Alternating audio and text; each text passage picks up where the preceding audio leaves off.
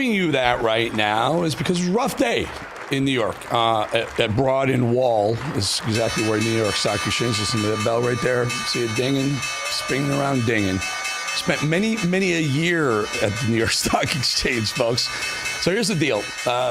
Trump announced after the close yesterday, Trump announced his tariffs and what he was going to do globally with every country. We knew it was going to be rough. We knew he even said it's going to be bad at first and it'll get better going forward. In fact, in 2016, when he put the tariffs on China, he exacted tariffs fees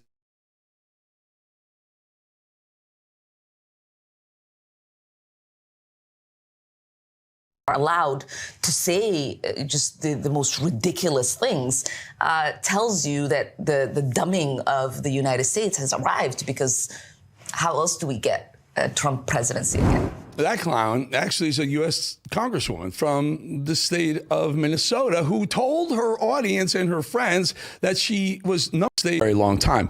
Let me just give you a little bit of the upside, though. Oil prices down $5 a barrel. So all these people are saying it's going to raise prices. These tariffs are going to raise inflation because prices are going up. Oil prices going down will be the drag on inflation. So I think we're going to get bailed out with that. And I'm just hoping this market finds a bottom somewhere soon and let these other countries start to think about reducing their tariffs so we can do the same thing. Now, that would be the win. We got to hope. A lot to talk about today, including those tariffs.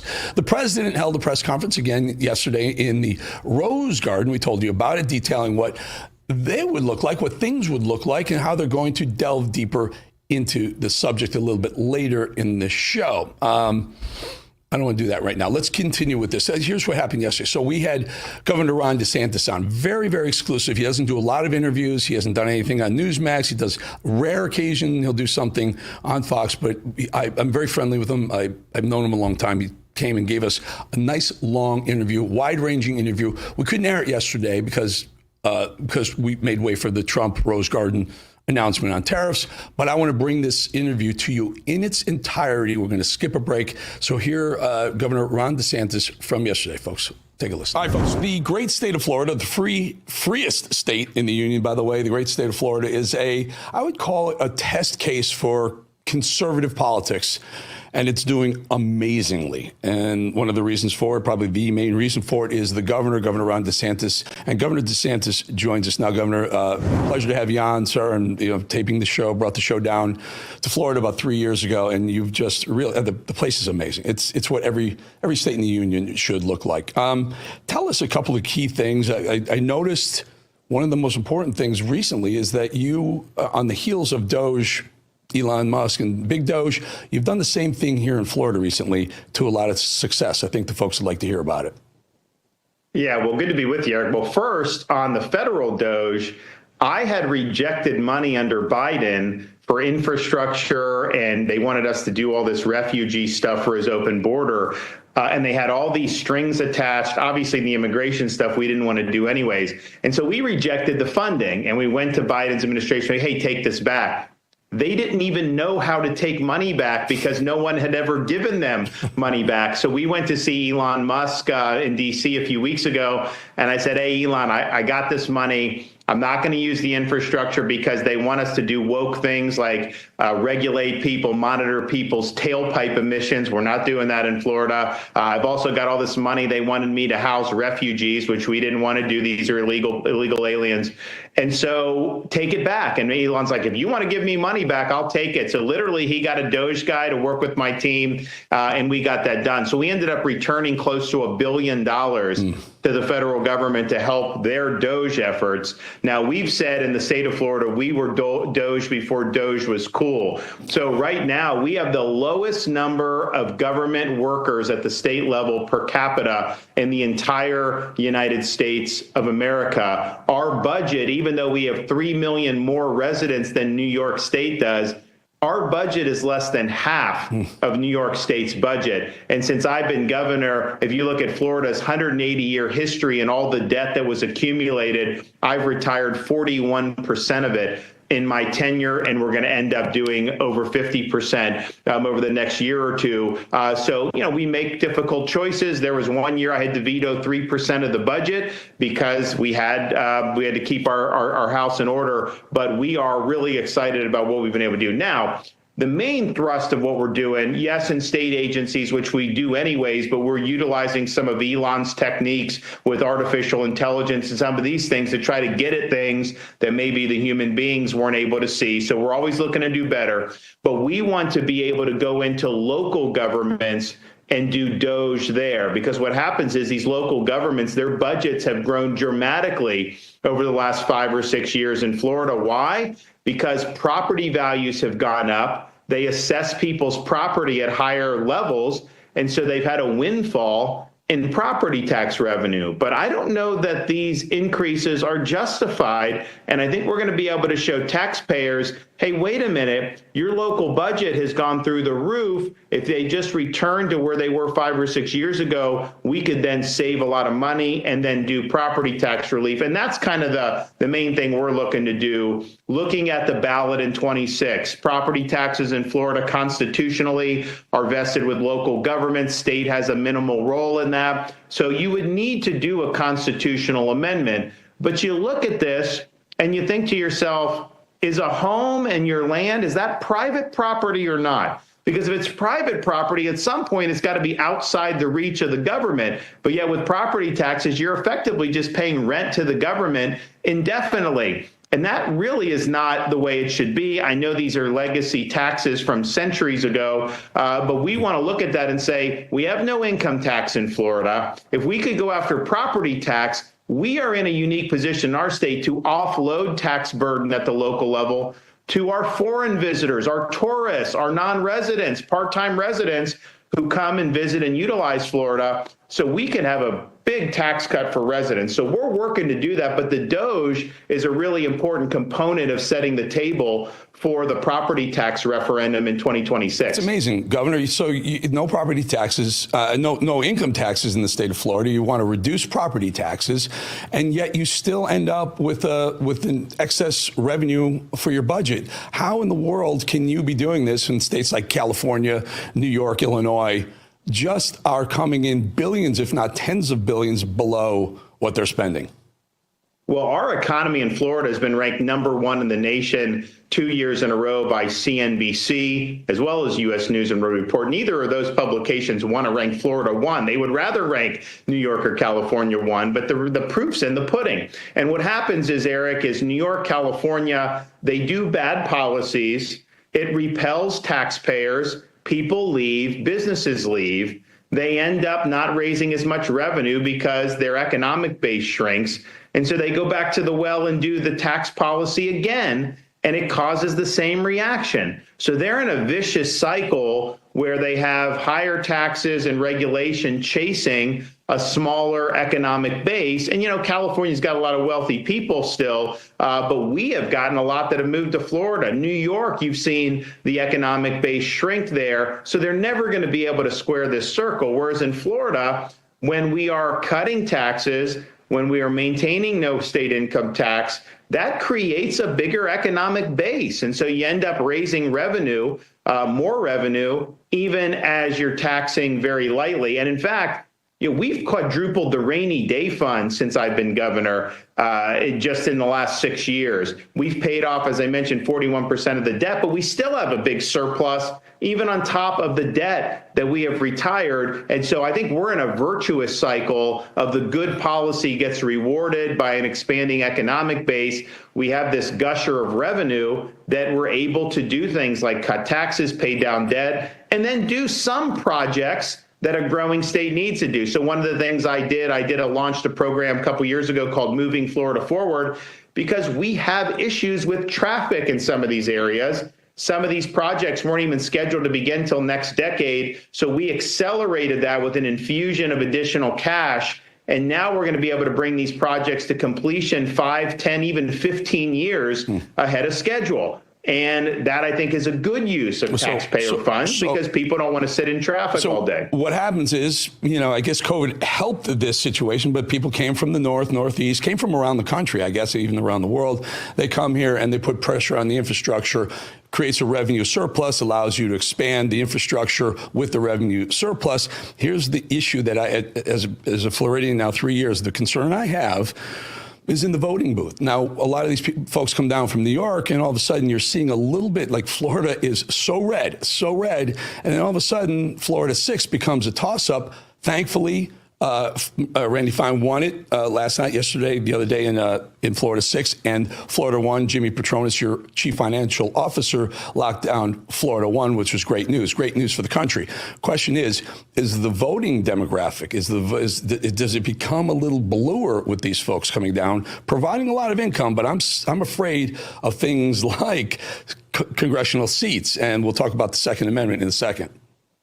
Actually, that's not the way it's worked out, thankfully. So you go back to 2018 when I got elected, Florida was a 1-point state. The governor races, presidential races leading into that, all decided by 1 point. I got in with less than 1 point margin. And so folks in Florida were very sensitive about, hey, this is a very delicate political balance. What could happen? Now, I threw caution to the wind and I governed very boldly and unapologetically. I think that's part of the reason it's moved right, because we've drawn a sharp contrast with the Democrats. But I will tell you, especially when we saw the migration really pick up at the beginning of COVID, I had a lot of supporters that were freaked out by seeing all these New York license plates and even California license plates, because I was born and raised in Florida. I don't think I ever saw a California license plate. I mean, that was a place people aspired to move to until the more recent times. They never lost population. So then we're seeing California plates. People go, oh my gosh, it's just like Berkeley moving to Florida. We can't have that, because if you have another 50, 100,000 net Democrats, it could end up going blue.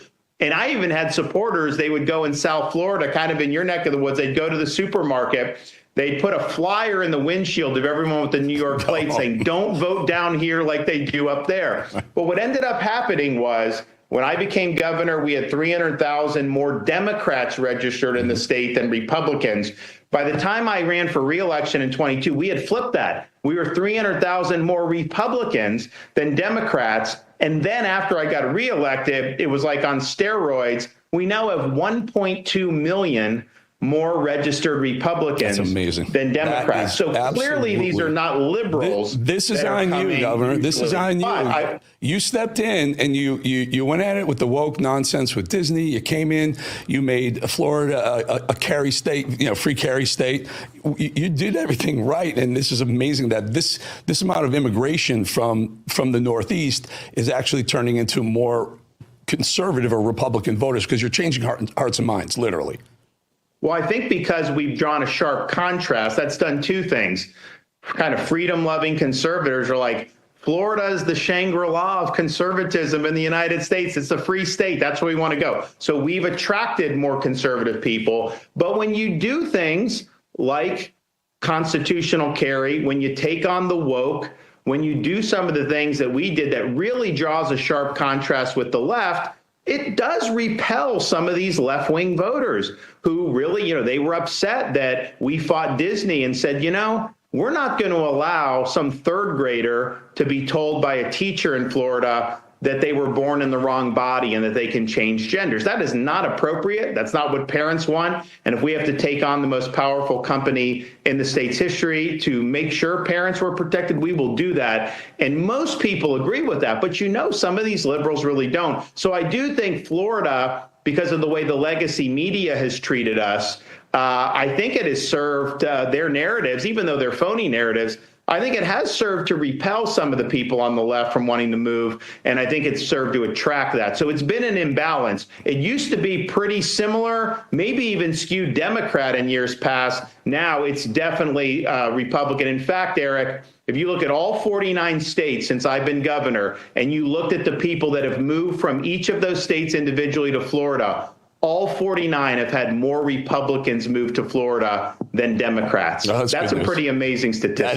That is good. So People are smart. They go, let's go to where like-minded people live. Florida clearly doing. One of the other things I've noticed that you have done, Governor, and really awesome, is that you've embraced law enforcement. I don't know, I've lived in a lot of states. I don't know any governor that's embraced law enforcement to the extent you have. You back your sheriffs.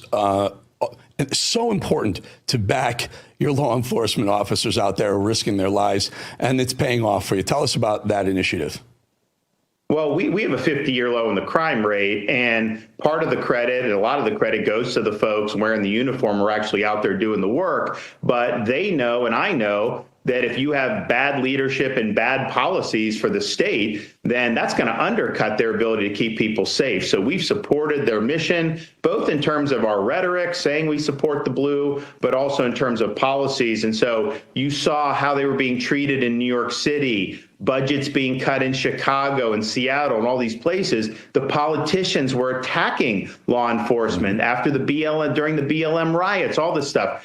We're like, that's not going to fly in Florida. So we saw an opportunity to capitalize off what the blue states were doing. So we launched a program for all law enforcement recruits get a $5,000 signing bonus right off the top. So if you come from NYPD and you come down to the sheriff's department in, say, Brevard County, which is Florida's Space Coast, you get a $5,000 bonus right off the top. If you go to the police department in Tampa, you get a $5,000 bonus. And so we've had an influx of some really, really good officers that have moved from those areas where they weren't getting support down to Florida. And, you know, $5,000 is great, Eric, but it isn't what it used to. It doesn't buy what it used to buy. And it's nice to have, but I think these folks who get it will say, you know what, the reason why I think it's special is because it shows that the state has our back. The fact that they're willing to do a program to do these bonuses means I'm appreciated in the communities in Florida. And I've spoken to so many of these folks who've made the trip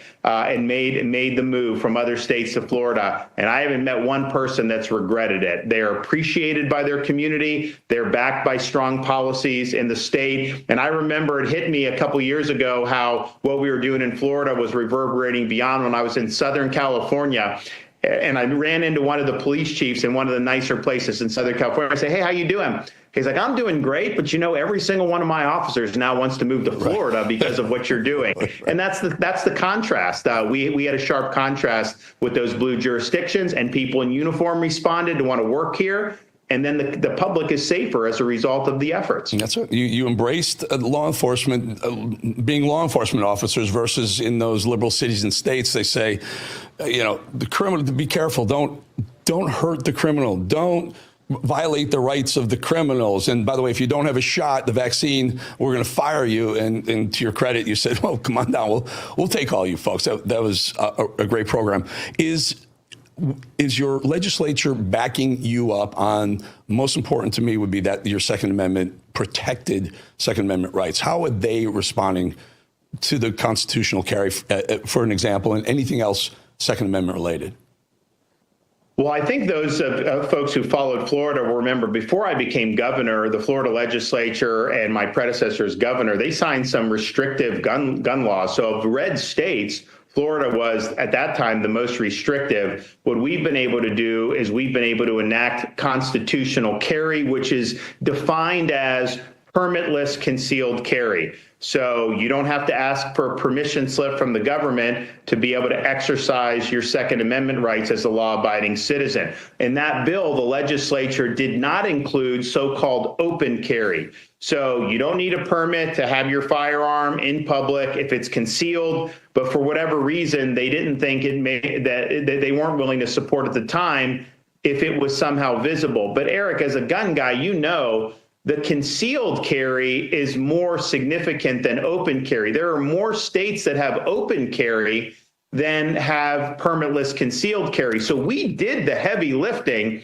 Now we just need to figure out, can we just get open carry? And the reason is people say, well, why do you need it? Most gun owners would choose to carry concealed. But if you're at a restaurant and you take your jacket off and someone sees your gun, is that a crime or not? It shouldn't be a crime in a Second Amendment state. Now, the House of Representatives in Florida, you know, we now have almost a 3-to-1 supermajority in the Florida House of Representatives. And part of that was we got a supermajority when I got reelected in the big 20-point wave in 2022. But even with almost a 3-to-1 supermajority, they have not been willing in the Florida House of Representatives to pass the open carry component to the constitutional carry. And, my thing on this, Eric, is these guys run in these primaries. They get asked if they're for it. They all say they are. And then magically, sometimes it doesn't get across the finish line. So there was a state rep that filed a bill in the Florida House of Representatives for open carry. And basically that representative was pressured by the leadership in the Florida House of Representatives to take the bill out. And so it wasn't even, when the legislative session started, we didn't even have a bill in the Florida House filed for open carry. So I think it raises a larger issue that affects Second Amendment but beyond. Because Florida's gone Republican so decisively in the last 4 or 5 years, people know the only way you get elected in most parts of this state is with an R by your name. And so what I'm seeing is liberals running as Republicans. Maybe they get special interest funding, they can fool people and win a primary. Then they get in, but they still govern to the left rather than govern conservative. So that's something that we didn't really have to deal with as much when we were a swing state. It was the battle lines were drawn. Now I think you are seeing some of these folks who are more liberal come in the party. I mean, honestly, the special election in Florida 6, I know you had mentioned that with Fine, and President won that by over 30 points. I won it by over 30 points in 22. Yeah. Fine won it by, I think, 13 or 14 points. So it was a pretty big underperformance from that. But part of the reason he underperformed, people are trying to say, oh, it shows that Trump's losing sway. That is not true at all. Fine was a more squishy Republican. He had supported Second Amendment restrictions. He opposed my immigration legislation to help Donald Trump deport illegal aliens, and even tried to make Florida a de facto sanctuary state. So he had some unique liabilities as a candidate, and it required the Republicans to spend like $5 or $6 million and the president to do these teletown halls to bail him out. And that's what happened. The election day turnout was gangbusters. That was all driven by the president of the United States. I don't think it's a reflection of Florida, maybe moving in a more blue direction. I think we'll be solid in the midterm and beyond. I think it was a more candidate specific issue. All right. That great information, by the way. One final thought before you go. Last time I saw you, I drove up to Tallahassee, had a nice conversation with you. It was right before the 2024 election, and one of the ballot initiatives was marijuana, and you were saying that there was a Canadian company who was trying to get marijuana legalized in the state. They were Canadian, they weren't even American, let alone Floridian. It was voted down. It was very close, Governor. You really went to bat and you won. Tell us, will that come up again? Will this continue every election, every cycle to be one of the main ballot initiatives? Yeah, so that one company spent $141 million to try to get this. And, they're not doing that for their health, right? They're doing it because they wrote an amendment that they would have been able to monopolize the market. And so I think there's a couple things. One, whatever you think about marijuana, it shouldn't be in the Constitution. This is a policy issue. It can be dealt with legislatively. But what I saw in this amendment, it was structured in a way that would allow unlimited public use of marijuana. It gave marijuana companies total immunity from civil liability. I mean, it was one of the most egregious power grabs that I had ever seen. And we had people who were enthusiastic supporters of marijuana who were very much opposed to the amendment once they understood what was in it. So it went down. It failed by about 500,000 votes. I don't know if they're going to make a big push on it in 2026. But the problem when you do this stuff in the Constitution, if it doesn't work, then you have no way to undo it, because you can't just have the legislature go in and fix it. It's now part of the Constitution. So my concern has been, let's keep the Constitution clean of this stuff. Now, as a policy matter, I just had to look, because on the one hand, I don't care what people are doing. And in Florida, you know what? We have medical marijuana. We have almost 1 million people with medical marijuana cards. And I can tell you, they're not all deathly ill. It's become a cottage industry, and people do use it in private without law enforcement breaking down their door. And so in that sense, it's like, it is what it is. But I also know what happened in Colorado and California has not worked. You have a bigger black market than you ever had before. You have rampant public use.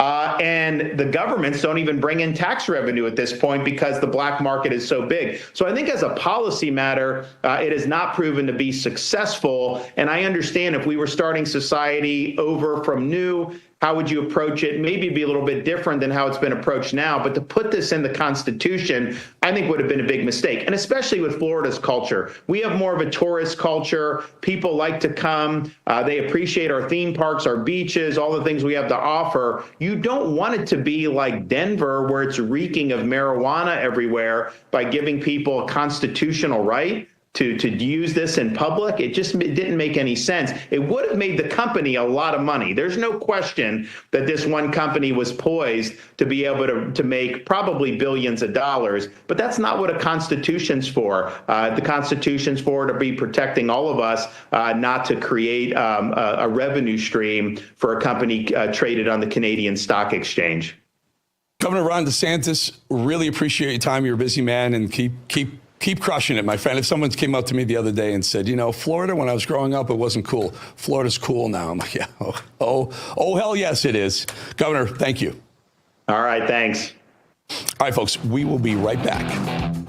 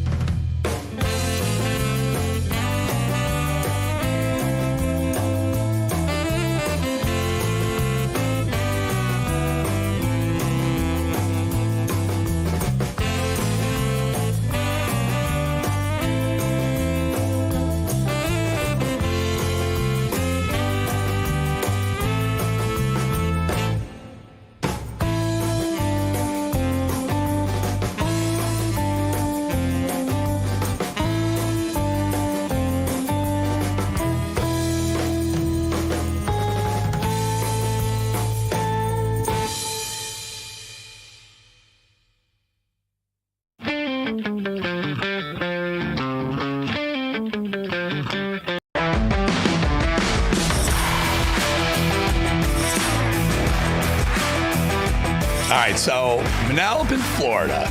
Mad Dog. Can I get the control room cam for a second? Mad Dog.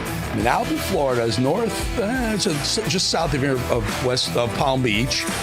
Very exclusive island, folks. The likes of Mr. Sean Hannity live on Manalapan, and the likes of Mr. Bill O'Reilly, I hear, maybe buying a place in Manalapan. A little birdie was chirping in my ear a couple of weeks ago.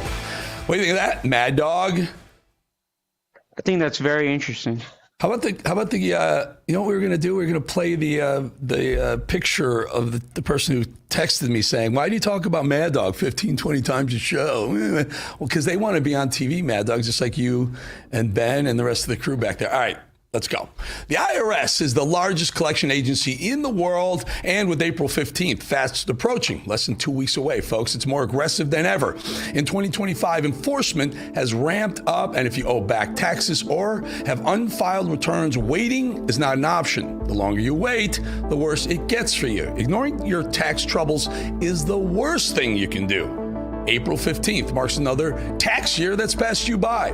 Getting ahead of this now is the smart move, but never, never, never, I added a third never, contact the IRS alone. Instead, let the experts at Tax Network USA handle it for you. Why? Because not all tax resolution companies are the same. Tax Network USA has a preferred direct line to the IRS, meaning they know exactly which agents to deal with and which to avoid. That's really good knowledge to have.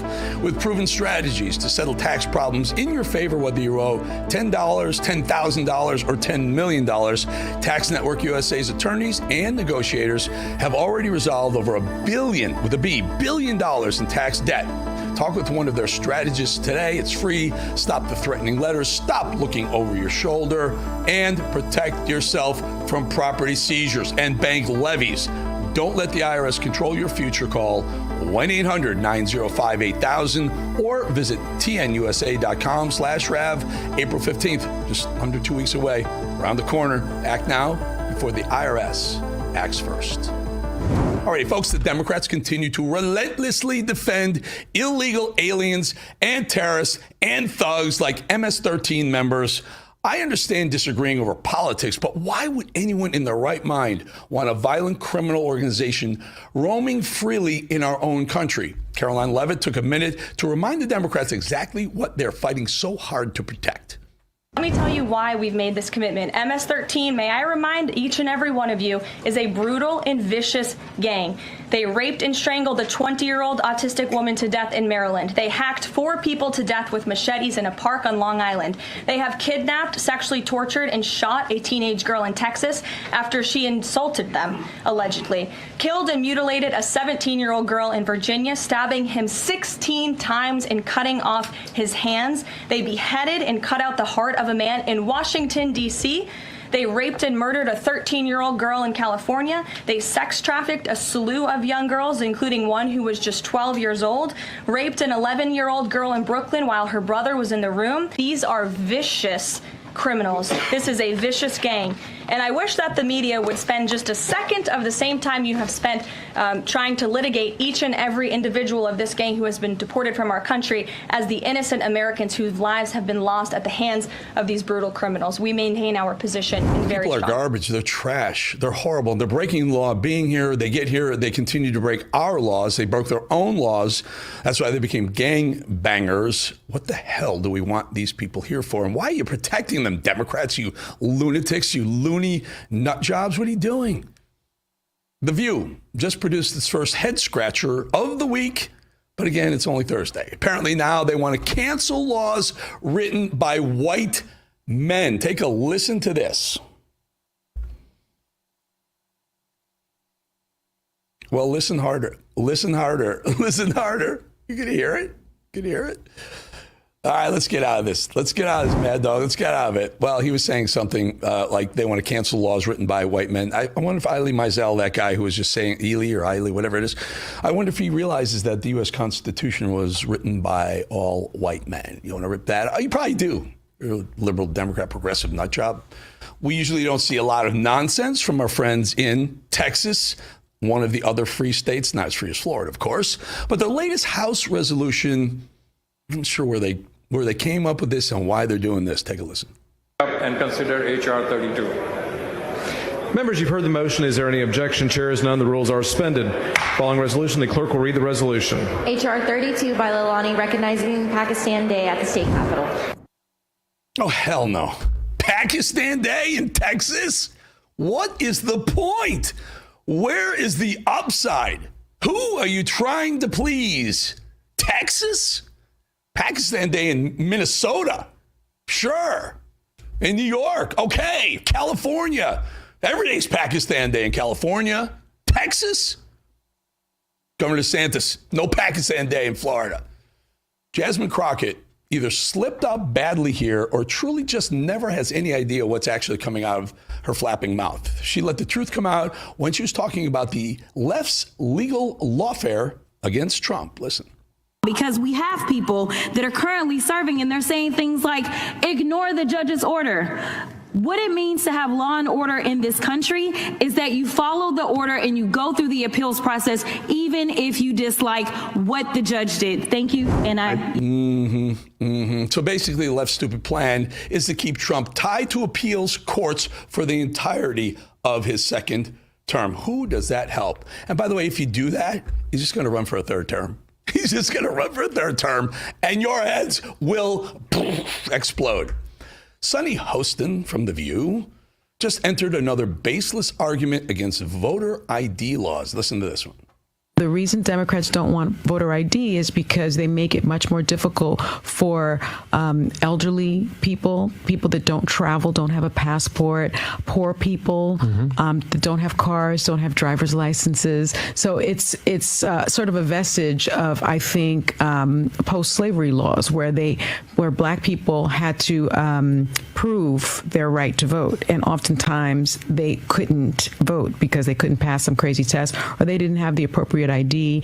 It also affects women that are married. Maybe your passport reflects something that's different on your birth certificate or on your driver's license. So really, the bottom line is voter suppression. And I agree with him 100%. It's a brilliant notion that less voter ID laws allows more people to vote.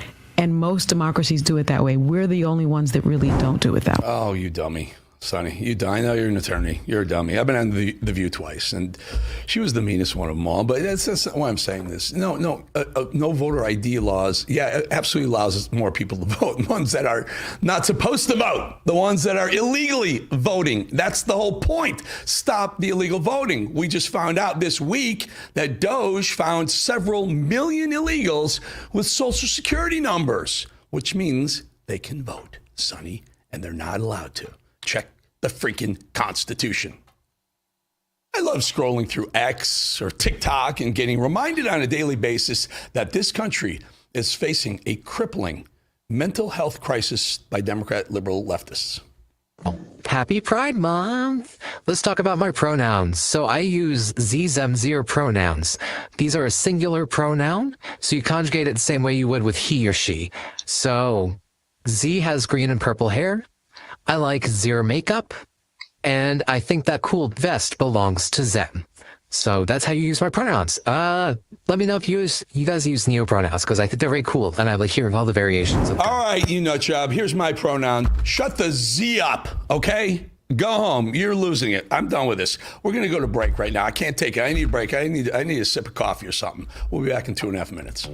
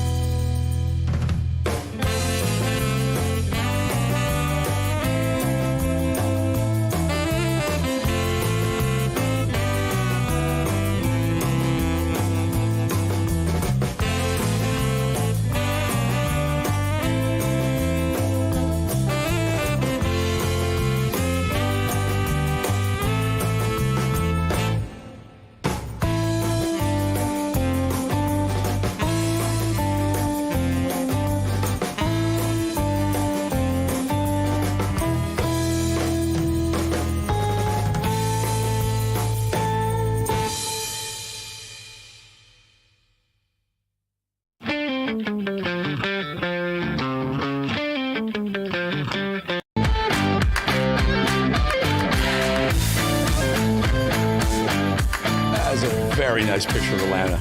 Real nice picture. Beautiful city. Beautiful city. Nice weather. I think they just missed a big storm that was just traveling west to east, a little bit north of them, Tennessee. And Kentucky got walloped, folks. So you've heard me talk. Oh, there it is. Hello, Skycam. Hello, Skycam. You've heard me talk about Patriot Mobile for quite a while now. You probably already know that for years they've stood in the gap for every American that believes that freedom is worth fighting for. They're the real deal, folks. So let me ask you a question. Have you switched to Patriot Mobile yet? If the answer is no, then I have to ask, why not? Are you worried about coverage? Don't be. Patriot Mobile is one of the few cell phone service providers that operates on all three of the major cell phone tower networks. Fact is, if you have a cell phone and a cell phone service in this country today, you can get exceptional or even better service with Patriot Mobile. That's why they offer a coverage guarantee that others can't. Or maybe you haven't joined Patriot Mobile because you think maybe the switch is painful. Well, I'm here to tell you it's not. In fact, it's easy. No need to spend hours in a retail store waiting your turn. Simply call Patriot Mobile's 100% US-based team from the comfort of your own home or office, and they'll have you activated in minutes. Still locked into a contract, you say? Not a problem. Patriot Mobile's contract buyout program covers up to $500 per device. Keep your same number, keep your same phone, or treat yourself to an upgrade on the phone. Back to my point. What are you waiting for? It's time to join Patriot Mobile today. Support faith, family, and freedom with every call and text you make. Don't wait. Do it right now. Do it today. Go to patriotmobile.com/RAV or call 972-PATRIOT. Use promo code RAV and get a free month of service. That's patriotmobile.com/RAV or call 972-PATRIOT. All right, Democrats. Democrats want gang members and criminals in this country. Your tax dollars are paying for them to be housed there. They didn't just pay for the flight. The tax dollars are paying for every single one of these men, many of them now innocent people who are not gang members, to be housed in a prison and they were sent there with no due process. Oh, I'm sorry. No due process for the criminals. They broke the law getting here. They continue to break the law. They want due process for violent gang members who are in our country illegally. Due process, she says. And they want more of that due process for illegal criminals than for their own countrymen and women. And why? Well, they need the votes. On Monday, get this. The DNC, Chuck Schumer, Hakeem Jeffries, Team Obama, the whole leftist insane clown posse, they're suing President Trump over his executive order to stop non-citizens from voting. You believe it? They want more illegals voting. That's what the lawsuit's about. This is no longer a conspiracy theory by conservatives like me and you. They're on a mission to replace American voters who no longer want them. If you ever wonder why the Democrat Party has about 21% approval rating at best, look no further than this grown toddler meltdown by a U.S. senator. But we, the people, are powerful. We are strong. We have changed history. We have bent the arc of the moral universe. And now is that moral moment again. It's the moral moment again. God bless America. We need you now. This man represents the entire Democrat Party personified. Let's be clear. Cory Booker filibustered nothing. He prevented nothing. He accomplished nothing. So, yeah, he's the personification of the reinvented, the new Democrat Party. When is it going to be enough? My voice is inadequate. My efforts today are inadequate to stop what they're trying to do. You're right. You accomplished nothing, Cory. Well, actually, what he did accomplish was becoming a walking ad for Depends adult diapers. So Cory decided to take over the Senate floor, filibuster, and filibuster he did for 25 hours, beating the record. Go, Cory! Except we're not really sure what he was trying to achieve other than a world record and soiled underwear. And what was Cory crying and whining about out there on the Senate floor in his adult diapers? Was it in defense of those who've died at the hands of illegal migrants? Oh, hell no, not that.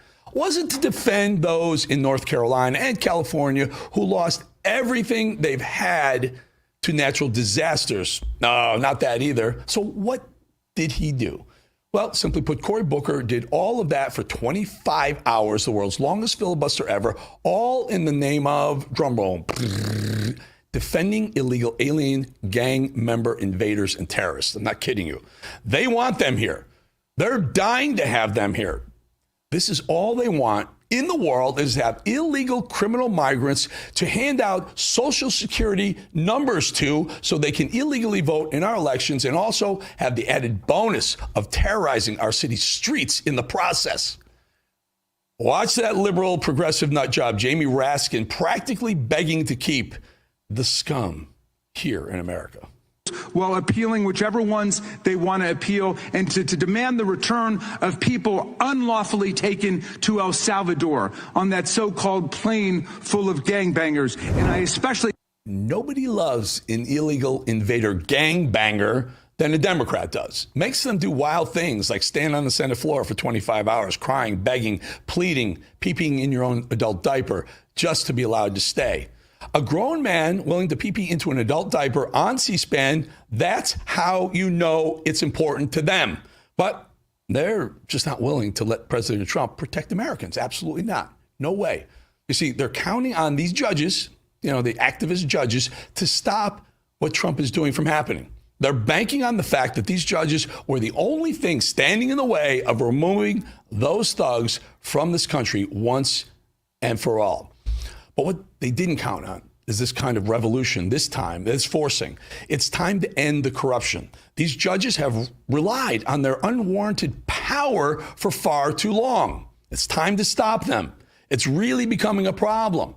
These judges, these activist judges, are horrible. They're ruining the Constitution. They're ruining the country. Doesn't matter how many senators decide to cry and wet themselves on the Senate floor to try and prevent that from happening. We have to stop these activist judges, period, at all costs. Elections matter. That's why elections matter. When you have the White House, the Senate, and the House, you put your own judges in. Elections matter. Tuesday's House hearing on just that, judge overreach, produced an amazing moment when Jasmine Crockett, Jazzy Jasmine, who talked about simply dealing with the judge's ruling or going through the appeals process, was put in her place then and there on the outright hypocrisy by crying Dems. AOC, as we know her, filed articles of impeachment on Justice Thomas and Alito. Ms. Crockett was one of the co-sponsors, along with Mr. Cohen, both members of this committee. It does seem interesting that when the shoe is on the other foot, everyone is self-righteous. Well done, Congressman. And Newt Gingrich absolutely nailed it with his opening statement. In his first inaugural, President Lincoln warned that if the Supreme Court held supreme rule, quote, the people will have ceased to be their own rulers, having to that extent practically resigned their government into the hands of that eminent tribunal. I knew it was good. Knew it was good. The people will cease to be their own rulers. The judges are crucial to their battle. It's the only weapon they have left. And they know. George Soros knows this, which is why he poured so much of his own money into that Wisconsin race. Elon Musk, also understanding the importance of that race, also threw his money behind the Republican candidate. And that's all the leftist machine and legacy media they want to draw attention to. Elon Musk. Not that Soros did the same thing on the other side. Soros has forever funded judges, soft on crime DAs, BLM protesters, pro-Hamas protests, but it doesn't matter. To them, the issue is clear. Elon Musk is making too much noise. He's saying too many things that make sense, and he's successfully exposing what the left is trying to do. And Jake Tapper admitted that truth. It's not okay with Elon Musk when he gets involved, but it's okay when George Soros does the same thing because he's quieter in the background. Anytime anybody brings this up, a Republican will say, well, what about J.B. Pritzker, and what about George Soros, and what about this, what about that? And I guess the answer is you don't see George, first of all, George Soros you don't see them out there talking. Yeah. No. Right? I mean, they might be giving money to organizations, this and that, and people can criticize that if they want. But the idea that, like, oh, no, I am going to tell these voters, forget, like, hiring Scott Walker to do it or somebody on the Milwaukee Bucks. I'm going to tell them. Got it. George Soros doing America killing stuff in the shadows is okay to the Democrats and the media. Musk doing America saving stuff in the spotlight, not so much.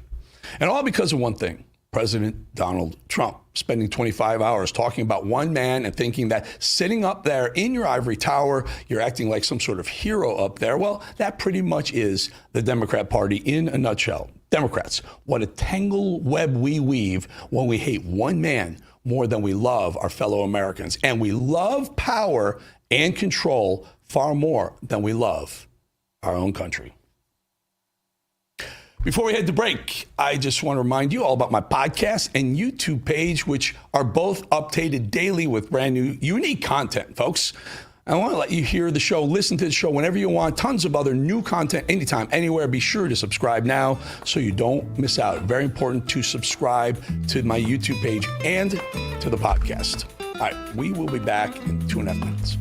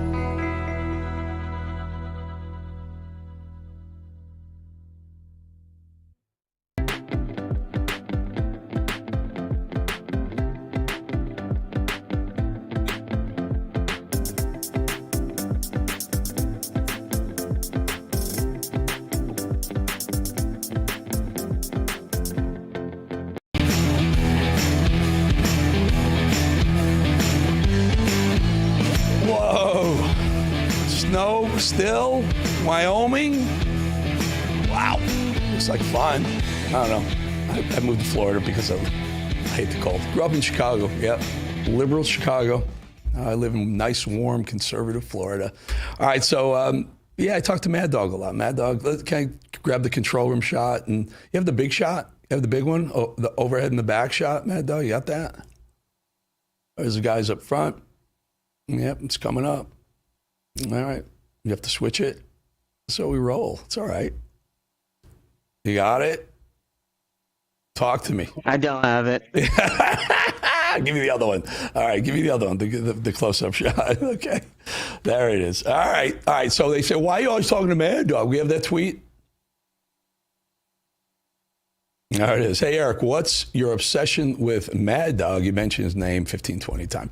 I don't think it's 15 or 20 times. Maybe a handful of times on bump-ins. But look, these guys work hard. I like to give them a little bit of exposure. Tell their friends, watch the show. You know, see us hanging out. They work really hard. They do a great job with the show. A couple of things that we missed in one of the other blocks. Two stories. Well, Elon Musk put all of the Tesla vandals on notice. He knows who's behind the string of attacks, and he's not going to sit back and do nothing about it. He's going to go after him. Watch. General Bondi has said the same thing. I believe that is exactly what will happen. Do you know who they are? We're coming for them. Do you know who those generals are? We know. We do. Yeah, they're going to come. Pam Bondi, ready for you. Ready for you. Love Pam. Still waiting on that Epstein stuff, but let's go. In the meantime, let's go find out who these vandals are and throw the book at them, because they're domestic terrorists. The Democrats are making plenty of noise and causing tons of problems, yet nobody agrees with them at all. Listen to CNN break down the latest Democrat approval numbers. Holy Toledo. Voters' views of the Democrats in Congress among all voters disapprove 68%.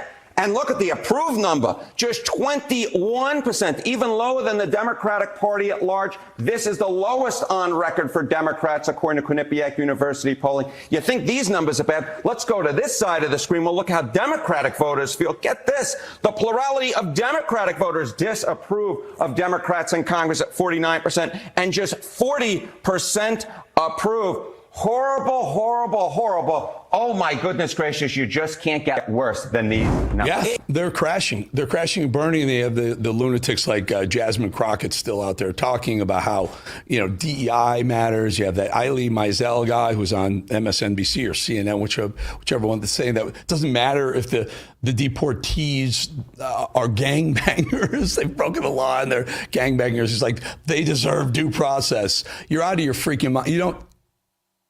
They're not American citizens. We don't have to offer them due process crap, okay? Stop, Democrats. Oh, there it is. There's the back of the room shot. That gets everyone in there. You don't want to leave anyone out. Trish in the back row there. Wave Trish there.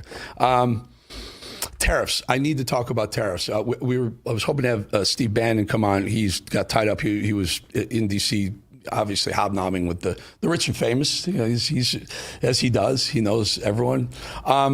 But tariffs, so this big downdraft in tariffs. Okay, let's hope that the market finds a bottom, gets its footing. We can put that up there, guys. This is the Dow today and the various markets. The Dow, S&P down anywhere between 4% and 6%. The good news was oil was also down $5, 7%. That's helpful. But there's an issue I have, and I wanted to talk to Steve about it. And I actually sent this into the folks at the White House. I tried to get it to Trump.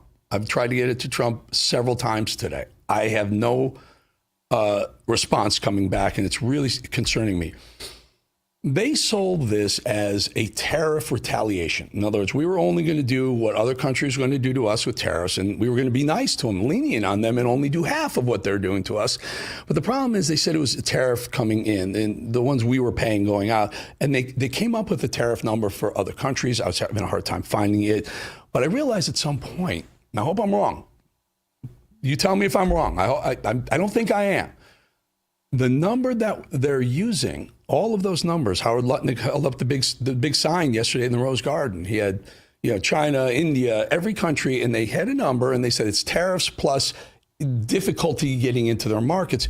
I don't think it's that, because I took every single country on that list, and I did a math calculation on it. And what I found was it's the actual trade deficit with that country, so $100 billion with country X, divided by the total number of exports from that country. So if it was $300 billion and we had a $100 billion trade deficit, it was 100 divided by 33% as their tariff. And it's not a tariff. It's based on a trade deficit. I hope I'm wrong, but every single country worked out that way, with the exception of the ones that we had a trade surplus, and then we just slapped 10% on it. I just don't want Trump out there saying it's one thing because his economist told him it's that, and it was based on some entirely different calculation. We'll find out. Before we go, I just want to remind you about my podcast and YouTube page, which are both updated daily with brand new content, different content. Yeah, you can get this show, but you get shorts, you got exclusive interviews. Sometimes I'm doing things that I'm not allowed to use language on cable news, but we do it on YouTube. I need you to subscribe. I want you to subscribe to YouTube and my podcast, because I want you to see everything we do. I love you guys. Have a great, I'll be in Orlando tomorrow. Won't be in this. Well, today, I think people on Capitol Hill feel the same way that finance ministers all around the world feel. It's a Pepto-Bismol moment in the marketplace, and finance ministers around the world are now holding onto their stomachs. People at kitchen tables and at workplaces all across our country are holding onto their stomachs. We're in one of the greatest wealth destruction days in the history of the world. And up here on Capitol Hill, I think Republicans right now aren't thinking about popping bottles of champagne, but maybe popping bottles of Pepto-Bismol over the next few days to really determine what is going to be the impact on our economy when J.P. Morgan and Goldman Sachs are both saying there's a doubling of the chance we're going to have a recession this year because of Trump's actions. Like this, I wouldn't go diving in and buying stocks tomorrow. A bottoming in the stock market is a process, not a point in time. So you have to be really, really careful if you're a trader about when to get in and when to get out. All right, that is going to do it for us. Down nearly 4% for the Dow. For investors, what is your advice today? Okay, whatever money you may need for the next 5 years, please take it out of the stock market right now, this week. I do not believe that you should risk those assets in the stock market. Even if you would take a tremendous loss and selling your stocks at this decline, you say take it out? I don't care. I do not care where stocks have been. I do not care where stocks have been. I care where they're going. And I don't want people to get hurt in this market. But if you need it after 5 years, then don't touch it. Well, yes. If you have that much flexibility, I'm worried about unemployment. I'm worried about your purchases that you may need. I can't have you risk that in the stock market for the next 5 years. Very dramatic statement, Jim. Very dramatic statement for savers. I thought about this all weekend. Yeah? I did not want to say these things on TV. I don't want to say. Well, what is coming that makes you say that? I believe that we could have as much as a 20% decline in the stock market. If you can withstand that, of which most people can't, then I think what you have to do, if you can withstand it, is just ride it out. For too long, a small group in our nation's capital has reaped the rewards of government while the people have borne the cost. Washington flourished, but the people did not share in its wealth. Politicians prospered, but the jobs left and the factories closed. The establishment protected itself, but not the citizens of our country. Their victories have not been your victories. Their triumphs have not been your triumphs. And while they celebrated in our nation's capital, there was little to celebrate for struggling families all across our land.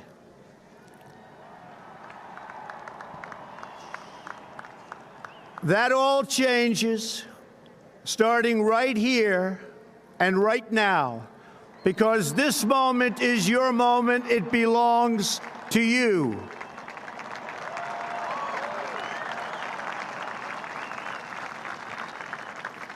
It belongs to everyone gathered here today and everyone watching all across America. This is your day. This is your celebration. And this, the United States of America, is your country.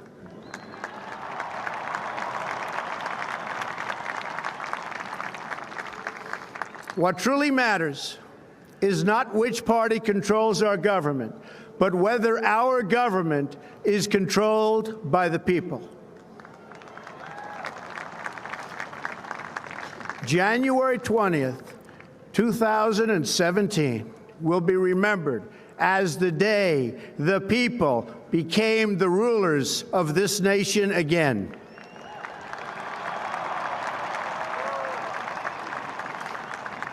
The forgotten men and women of our country will be forgotten no longer. This is the primal scream of a dying regime. Pray for our enemies, because we're going medieval on these people. You're just not got a free shot on all these networks lying about the people. The people have had a belly full of it. I know you don't like hearing that. I know you try to do everything in the world to stop that, but you're not going to stop it. It's going to happen. And where do people like that go to share the big lie? MAGA media. I wish in my soul, I wish that any of these people had a conscience. Ask yourself, what is my task and what is my purpose? If that answer is to save my country, this country